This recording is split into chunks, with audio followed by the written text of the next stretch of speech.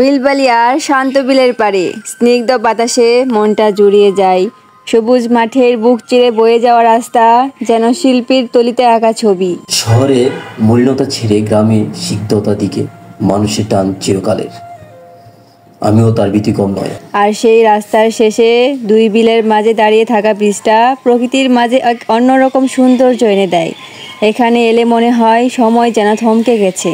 বিলের জলে আকাশের প্রতিচ্ছবি আর চারপাশের গাছপালা সব মিলিয়ে এক অসাধারণ দৃশ্য। প্রতি ঋতুতে ছুটে যাই সেই গ্রাম থেকে ওই গ্রামে, আর মিশে যায় প্রতিটি গ্রাম্য প্রকৃতির নীরবতায়। সকালবেলা সূর্য যখন বিলের জলে সোনালি আভা ছড়ায়, তখন মনে হয় যেন স্বর্গ থেকে আলো নেমে এসেছে। আসলে প্রতিটি গ্রামে কিছু নিজস্ব বৈশিষ্ট্য আছে, সেরকমই আমাদের গ্রাম বিলবালিয়া গ্রাম। অনেক স্মৃতি, অনেক ভালোবাসা মিশে আছে আমার সাথে। আর সন্ধ্যায় যখন আকাশ লাল নীল রঙে ছেজে ওঠে, তখন বিলের সৌন্দর্য আরও মায়াবী হয়ে ওঠে।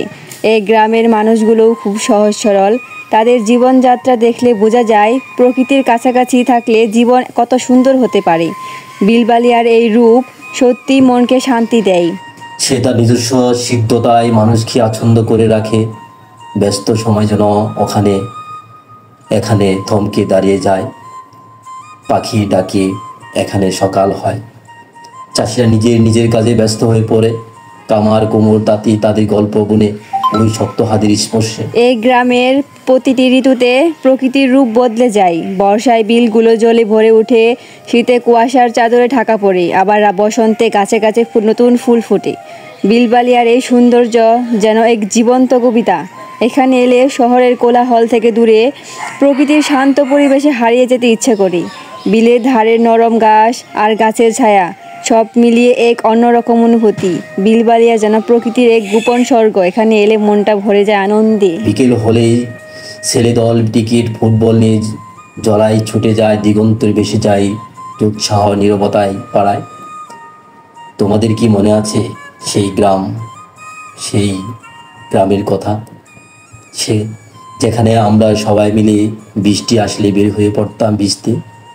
বিকেল হলেই স্কুলের ব্যাগ বাড়িতে রেখে চলে যেতাম মাঠে খেলা করতে। হতো না আনন্দ হতো? বৃষ্টি আসলে চলে যেতাম পুকুর পাড়ে গোসল করতে। চলে যেতাম সেই গাছের তলায় যেখানে আমরা কুড়িয়ে আম, জাম, কাঁঠাল, লিচু আরও বিভিন্ন ধরনের ফল কুড়িয়ে খেতাম। কতই না ফলগুলো যে মজা লাগতো, তা তোমাদের কি মনে পড়ে বন্ধু? ওকে, আল্লাহ হাফেজ। ভিডিওটি ভালো লাগলে অবশ্যই শেয়ার করবেন। আসসালামু আলাইকুম।